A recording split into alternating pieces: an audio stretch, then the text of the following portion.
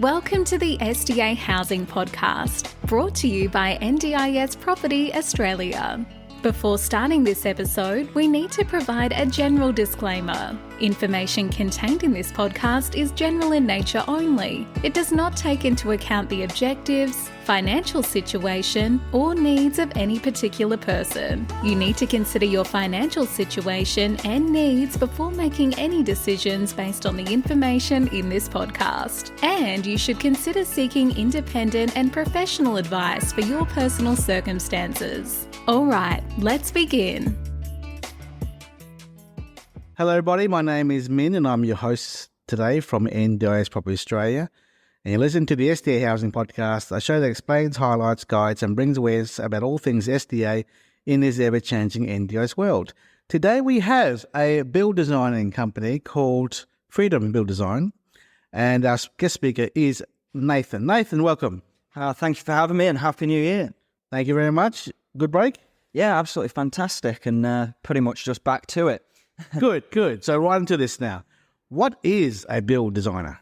Okay, so a building designer is someone that completes the design of a building from the floor layouts, the external and internal aesthetics, as well as ensuring that everything is certified from, a consultant point of view, whether that is structural engineers, hydraulics, electricals, etc. Mm-hmm. Architectures, drafties. Are you guys drafties? So we have a drafting team. Yes. So the building designer will put together the nuts and bolts of a building, as I say, how it's going to look, what the floor plan is, what the layouts are, etc. And really do the nitty gritty stuff where a drafter will come in and they might hate me for saying this, but almost like an assistant to the head designer. Gotcha.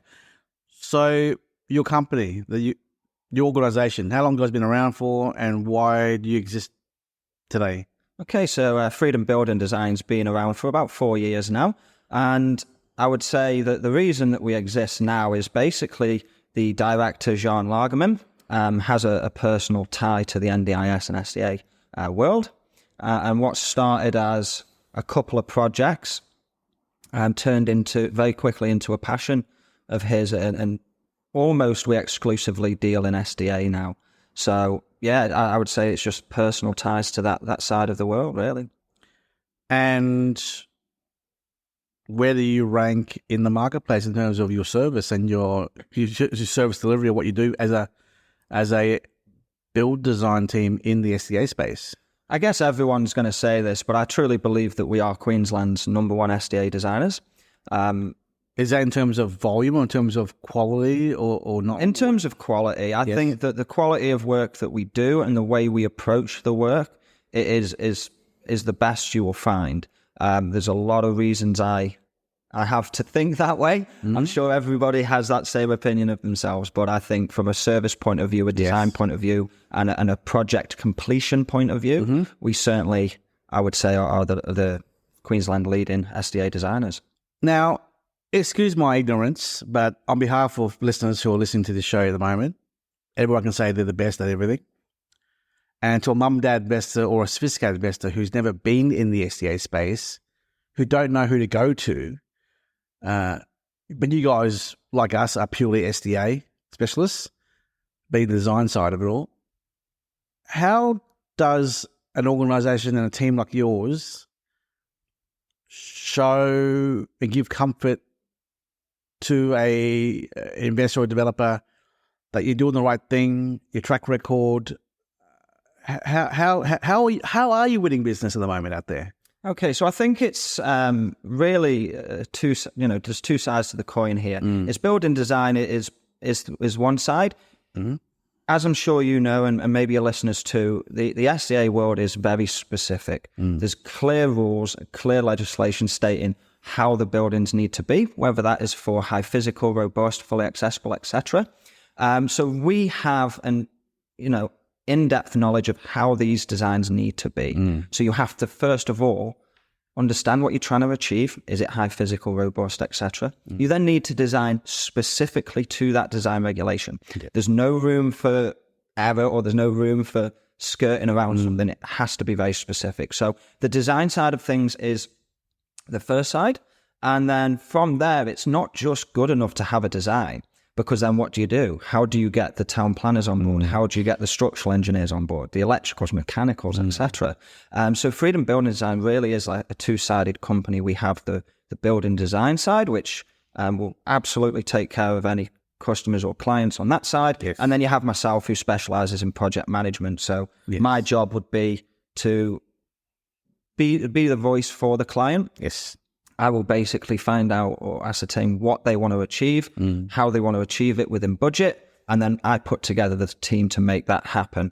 And me and Sjaan and the drafties will work together in order to not only get from pre-design sketch all the way down to full construction documents, which means it's ready to build. What's the ratio of work you guys do for developments, units, single dwelling houses? Is there a 50-50 split or 90-10 or a ratio? It's a little bit hard to say off the top of my head. We are specialists in apartments. Yes. So we do a lot of work with developers who like to have those apartments. Yes. However, I would probably say out of 10, 6 would be apartments, Yes. and the others would be split up between duplexes or houses and villas. Gotcha. But it can vary. It all depends what the client's coming to us with. Yes. You might have 5 or 6 projects in a row that are purely just apartments. Yes. But then suddenly you've got, like you say, the mum and pop coming along who want just a house or just a duplex. Yes. So Yes. I'd say probably 6 and 10. Okay. Now, we're 6 and 4. 64. Okay. We're doing a fair bit of work of SDA in the apartment sector around Australia at the moment, in Sydney and Melbourne and Perth. Please explain to our listeners what makes a good SDA apartment. Because we've discussed a lot about houses, and everyone knows there's a lot of stock out there on houses, but the apartment side is sort of new to the mum and dads at the moment. In your professional opinion, as an organisation, what works for apartment designs, please? Well, I think what you need to first of all find out, which is normally where the client will chat to an SDA provider, is what the demand is in that area. It's no good just saying, okay, I want 10 units in an area that really doesn't have that demand, because then they're left with maybe 1 unit filled and the rest vacant. So the first thing we really need to ascertain is the demand there for that particular type, so high physical or what have you. Once you've figured that out, then we need to have a discussion on how big the apartment complex should be. Right. It's no good just thinking about what the returns are. Yes. It's easy to get caught up in that side, but if the demand is there for 4 units, let's go for 4. And a good unit or a good apartment from a design point of view is something that makes the participants feel like they've got a community. That's my opinion. So maybe that can come in the form of a communal area where they can, maybe watch TV, or they can play board games, or whatever the interest is. As a community hall environment. It's no good just giving everyone a room and saying, job done, that's fantastic. It's making it feel like a home. And I believe the only way you can make something feel like a home is if it's got some form of community. So like I say, that can come in the form of just a communal living space or a communal living room with TVs or what have you. And we can find that out from the participants themselves, or we can find that out from the investors, what they believe is going to achieve that. I would like to tell you what I've learned in this SDA apartment space around the country. Because when you say community, well, what does it physically look like in a render, in a floor plate? I've seen rooftop of apartment complexes where they have the sensory gardens and all that by itself, beehive business on top, which feeds the honey down to the fully accessible cafe downstairs for only the participants in wheelchairs work in as well. Oh, no way. That's what so they're gonna job. They live in the building and they have a job downstairs, and it's a fully accessible cafe for staff on wheelchairs. That's great. And other ones with horticultural architects coming in, doing fancy gardening design where people can be part of the gardening experience non-stop as well. And as you say, not just having 10 units of one OA, that's it. Like having multiple OAs, large communal media rooms where they can share space and do things. So different. So whatever you think lifestyle as in an apartment is as a normal person, try and avoid that if you can, and look for something different. Exactly. Yeah. Amenities is good, close to cafes and Rivers. Just, these participants are limited in their ability to get around society. So, when you're seeing a little 4-pack of units in a regional centre 50 kilometres away from CBD, well... Yeah, I mean, we've never done a development that's so far out of the space. Like you just mentioned, it's important to not only have a beautiful home where you can have community, but whether that's close to a river and a walkway, or like you said, coffee shops, cinemas, doctor's surgery, medical centres downstairs in the building. Yep. That kind of hospital is always preferred, always a good thing. So we're learning more and more of these kind of styles of different differentiating products out there, which we're bringing awareness to our listeners as well to be aware of as well, because location is great, but the actual aspects of the design of the building is also relevant. And also, we're seeing also apartment complexes that are 10, 15 units in 100, and obviously the developer's concept vision here is a little bit different because they're worried about the 100 units, not just the 10 or 12 units.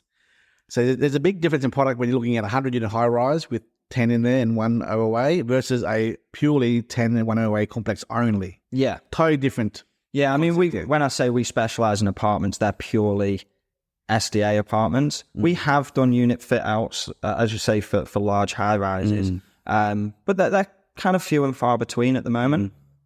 But I think the key to a good unit or in a good apartment complex is basically community, making them feel that it's their home.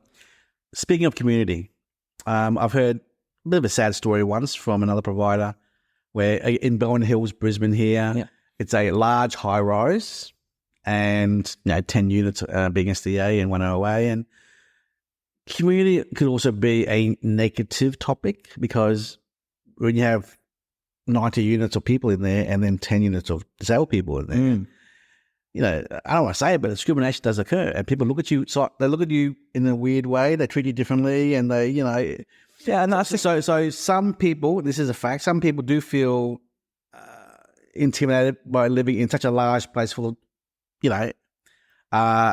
who may treat people differently in that environment.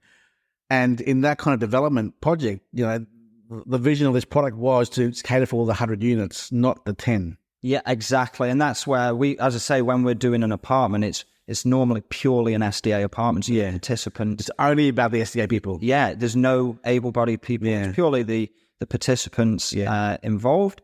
And I think that I like to believe that, when you're catering specifically to that, it gives them what they actually need, which is a housing area that is specifically built for them. So my point is, in the bigger complexes projects, the SDA product is a second afterthought. Oh, absolutely. Yeah. And it's, like I said, we have done those in the past, few and far between. But yeah, really, we love putting out apartments that are specifically for SDA participants. So in the last 4 years, you guys have put together, not built, but concept plans and visions and projects. How many have you been working on in the last 4 years? Oh, off the top. I'm not talking about delivery, I'm talking about just concepts. Yeah, it'd be hundreds. Yeah. It's hard to put an exact figure on it, but last year, for example, I believe there was around 40, 45 that were designed. Yep. This year, we've got around 22 already in the pipeline. Yeah. They haven't all begun yet. Obviously, yes. So the client sets when they want to have the start date. Yes. And at present, as we talk, I've probably got around 9 that are ongoing. Yes. That have started as of. Yeah. So what's a busy year look like for you for 12-month period? Or in terms of project management and concept design? Project management's just always busy. Yeah. And because there's, in one project, for example, if you're doing an Freedom 8, yes, which is 8 units, there's a lot of stakeholders involved. You may have 1 or 2 investors, yes, or the mum and pop, whoever it is. You've then got people like yourselves who you're dealing with, the designer and design team, as well as anywhere between 13 and 16 external consultants. That's just one project. So if you've got 8 or 9 at a time, it's always go, go, go. Please educate me again. Another query, and that is, What if a client says to you, "Oh, I don't need a project manager. The builder has a supervisor on site, and the builder knows what he's doing. And surely there's a project management sort of guy somewhere in their office doing the project of the construction of the site."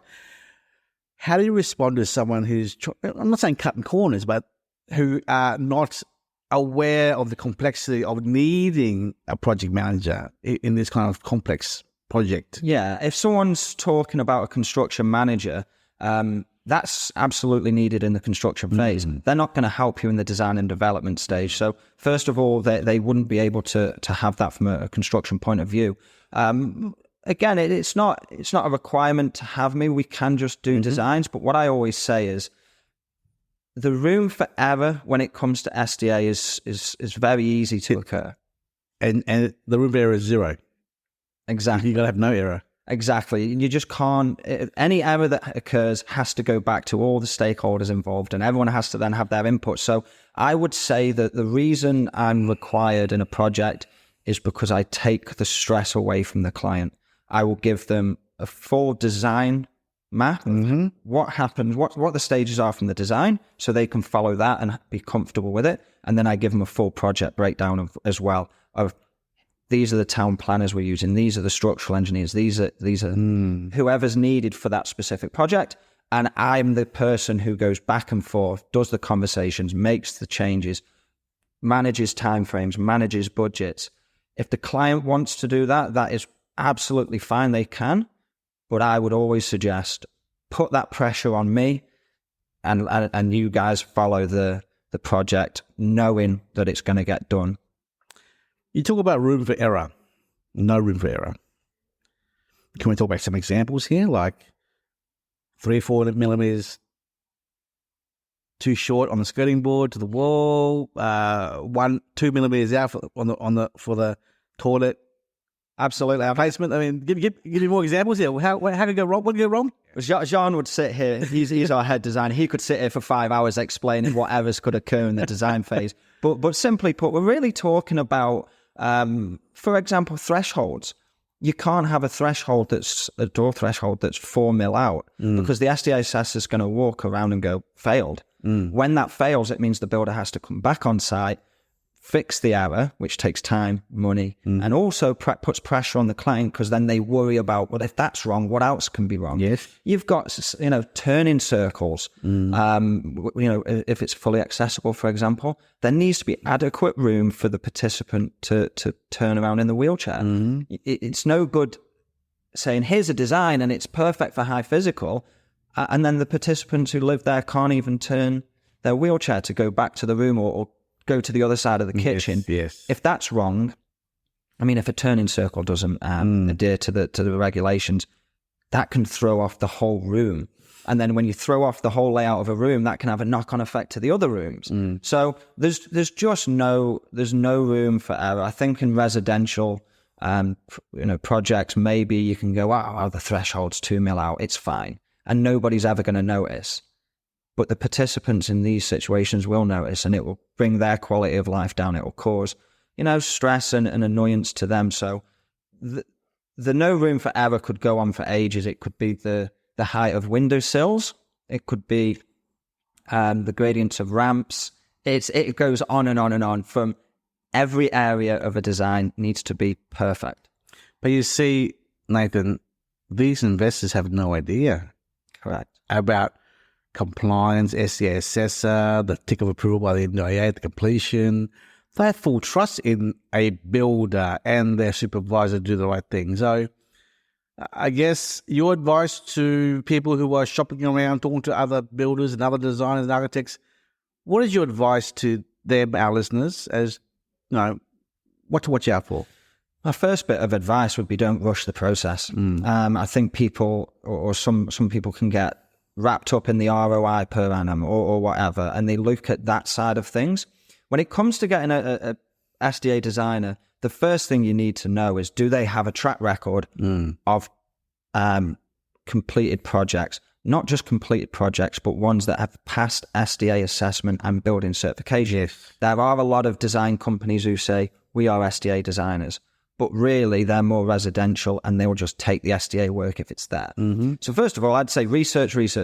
Yes. Take your time. Have conversations with me. I mean, at the start of any inquiry, I'm always up for a chat. I love having a conversation. Even if you don't end up working with myself, I'm still happy to answer some questions. I'm still happy to talk you through what some sticking points might be, or plant some seeds in your brain of what you might be looking for. And I think if you do that, then again, the client or the customer is going to get what they need eventually. And of course, I want that to be with Freedom Building Design, but if they go somewhere else, that's their decision. What happens if a provider or an investor or a builder wants to cut corners on your design work? It's just not going to happen. And that's why it's good having a verified SDA designer and project manager. For example, if we complete a design and it passes SDA assessment, building certification, yes, and then a builder cuts corners, that hasn't happened with us because we use preferred builders. But if it was to occur, no, they're going back and fixing the problem at their cost. It's not a case of we want to cut corners because of our profit margins or what have you. No, the participants come first, the project comes first, and it has to be done as per the construction plans. That's non-negotiable as far as I'm concerned, because we're talking about quality of life for people. So, yeah. Do you work with several or only one SDA assessor to vet your work? We have worked with multiple SDA assessors. However, we have a great relationship with a specific assessor. Yes. We go to them on every project first. Yes. And I like to use the same teams if I can. We sometimes have to, switch and change to cater to that specific project. Yep. But if I have a track record with 20 people who have done great work on time, within budget, why would I not go with them again? Exactly. The client deserves that same treatment. Yes. So, yeah, we work with the same assessor most of the time. Good. That's good. You mentioned the word preferred builders. Correct. How many builders? How many preferred builders? At the moment, we've got 3 preferred builders. Yep. The reason we have 3 is specifically builders have, their bread and butter, again, the things that they specialize in. So one of our builders is absolutely fantastic at apartments. They've got a track record of large construction. Yes. They've got many years in that side of things, and now they've got a track record in SDA apartments. Yep. So I'll always go to the director of that company and say, hey, this is what we're trying to achieve. Would you like to do the work? Yep. Of course, they normally do. Or if, for example, if it's a duplex, we have a builder who specializes in smaller projects. So my job on that side of things is to engage the best person for that specific job. Whether that is, as I say, apartments, duplexes, or townhouses, I will go to the person who's got the best track record for that particular project. Wonderful. Do most of your work lie in the HBS sector design category, or do you do a little bit of, or a lot of work of robust and IL design as well? I would say that the majority of our work is in the high physical sector, for the reasons most people know. Is if it's a a property developer, they also, of course, look at the ROI, so they want to do that. But yeah, we do robust, fully accessible. We will do anything that's needed for that particular client. But I would say across the board, it probably is, or it definitely is high physical. Yeah. Oh, good. I think, you've been referred to us from Adapt Housing, one of our preferred provider in Brisbane here for us. And also Grace from our team has been working with you also on potential sites and projects as well. You glean your eyes over some of the floor plans of some of these other ones here, and you've given your feedback about how they could be improved upon. Other than vetting your own work, design work, are you happy with? I mean, I see a lot of design work from other products out there. Sometimes I raise my eyebrows, just wondering how did they put this together. Are you happy? I'm not asking you to vet competitors, but the stuff you come across your desk as a second opinion, are you easily able to pick it apart and know what's just your team picking apart to give a second opinion on it? Yeah. I mean, that's happened very recently, hasn't it? Yeah. Where we've received some stuff from you to glance over. What we can do is we get a set of plans and Yes. relatively quickly we can find out if things would or wouldn't pass assessment. Yeah. And unfortunately, we come across plans that just are not going to pass. That doesn't mean they won't pass eventually. That just means that the current state of how it is, it will not pass. Yes. And from there, it really is a task of going back, making all the changes. Yes. That can have knock-on effects. Like I said, turning circles, for example. If you increase a turning circle, you might have to increase the size of a room, which then decreases the size of another room. So then it can have such a knock-on effect. So yeah, we come across all sorts of plans. Some of them are fantastic and we can learn from them as well. But a lot of them we go, wow, this is not going to pass. I think this summary of this roundabout discussion really is, if you are putting money out to buy a block of land or have got a block of land, have gone through DA, maybe even done your BA, and you're about to start construction with a big builder on your project, whether it's a dwelling or a multi-res site, that's a fair bit of money to roll out. Absolutely. And you want to make sure that it's perfect. And there's no room for error. And you should consider a second opinion, whether it's your health, whether it's a build design, whatever. Yeah.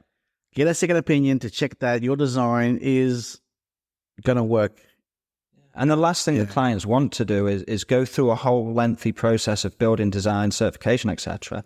And at the end of the process, it fails, whether that's building certification or SDA assessment, because I couldn't even imagine the stress the client then has. They've outlaid X amount of dollars, and then they didn't get the product they want, and then they've got to go back, and it's a lengthy process to fix it all, and a dollar cost. I want to give you a smart-ass response to that. And that is, well, my builder said that his SDA assessor is happy with the design and should be fine. What are you worried about, mate? Well, if it's past SDA assessment, no one's worried about anything because it's passed. But until that formal stamp, if you will, is done, it's not past anything. But here's the thing, though, Nathan. Like a car, I use common sense here. The car works. It's all wheels, a roof, and 4 doors. It's fine. Yeah. But we both know that a car isn't always perfect for the family that's going to use it. So just because an assessor says, yes, it's fine, stamped, I like it, doesn't mean it's fit for purpose. Because it might be a minimum standard, correct? Correct. That is correct. And that's where, the SDA assessors will come in and they judge it from a set of categories. So if it's high physical, it's the minimum requirements to that particular design guideline. And that's, again, maybe going back to earlier what you said, what makes us different is not only do we design to those guidelines, we also have detailed conversations with clients. So if it's maybe a mum and pop who's one of their children is high physical, for example, then we say, okay, well, what are their interests? What do they like? We've got a project at the moment where he loves graffiti. So we've decided his bedroom has a large window that looks out to a graffiti wall. So he's choosing what graffiti goes on there. And he loves, is it bocce? Is it pronounced bocce ball? It's a game that he wanted in his garden. So we have to design to the minimum guidelines, absolutely. And then the SDA assessor will sign off on that.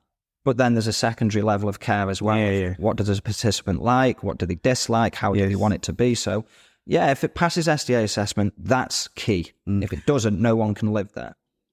Passing SDA assessment at minimum standards is minimum. Yeah.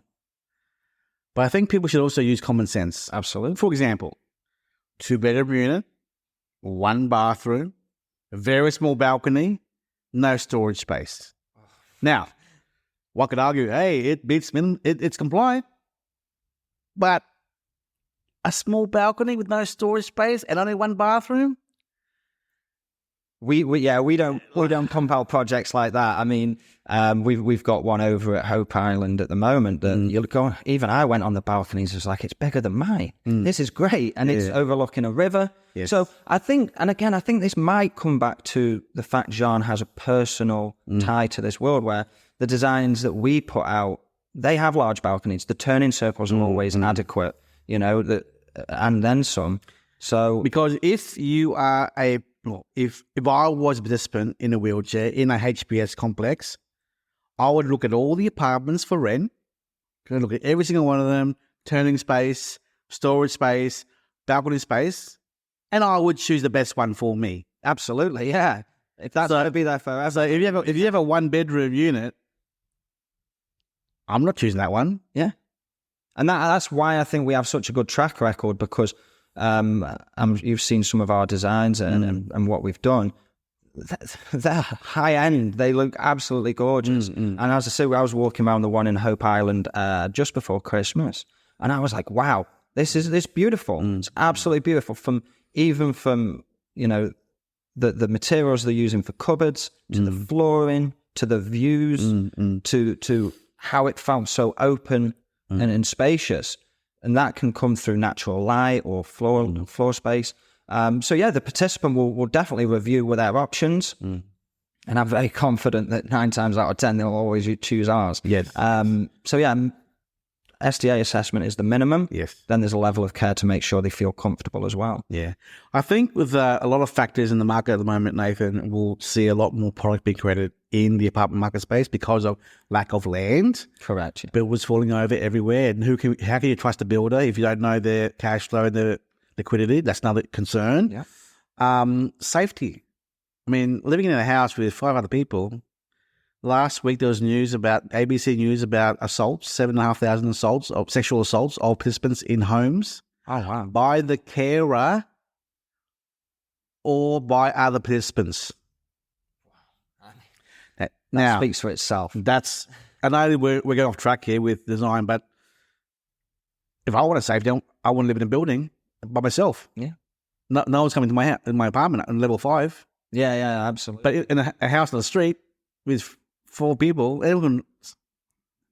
Yeah, and I think, like you say, I think that the trend is definitely moving to apartments. I'm sure that's a factor, but it also gives them a level of privacy and a level of community as well, because everybody wants to get away from at the end of the day. Sometimes you just want to shut your door and watch your own TV. So I think apartments definitely are the trend, and we're certainly seeing that in the projects that we do. Nathan, what's the best way to contact you? Best way to contact me is by going... Website? What's your website? Yeah, website is freedombuildingdesign.com.au. But feel free to email me at any time on project@freedombuildingdesign.com. And I'll get back to you as soon as I can. Leave me a phone number and your name. I'll give you a call, and we're absolutely happy to have a chat. Any final words of advice for anyone in any stage of their journey, be it land procurement, builder sourcing, floor plan design, second opinion? Any words of advice before we shut shop here on the session? Words of advice would be, take your time. There's no need to rush. The project will get done, when you have all the information. Do your research and have conversations. Give me a call and ask questions. And also listen to opinions of other professionals, whether that's yourself, myself, or whoever else is in the industry. There's no need to rush these things, and there's certainly no need to panic. You can give me a call, give me an email, and have those conversations of what you want and how it can be achieved. Is there an office number or 1-3 number in your organisation, Nathan? Certainly is. I'll give everyone my direct. Oh, wow, direct. Yeah, why not? My direct line for work is 0402 332 206. Nathan, thank you so much for your time. I really, really appreciate it. We love having specialists come on board our channel and talking about their expertise. And we hope that anyone who wants to get more information or engage your organisation, Freedom, then to contact you directly and go from there. And we wish you all the best. Yeah, thank you for having me, and I look forward to speaking to some of your clients. Thank you. Bye-bye. We hope you enjoyed this episode. Please make sure you are subscribed and following us so you can keep in the loop with all of our upcoming episodes. We would really appreciate it if you could leave us a 5-star rating, a written review, and to share this podcast with those that could benefit. Until next time, catch you on the next episode.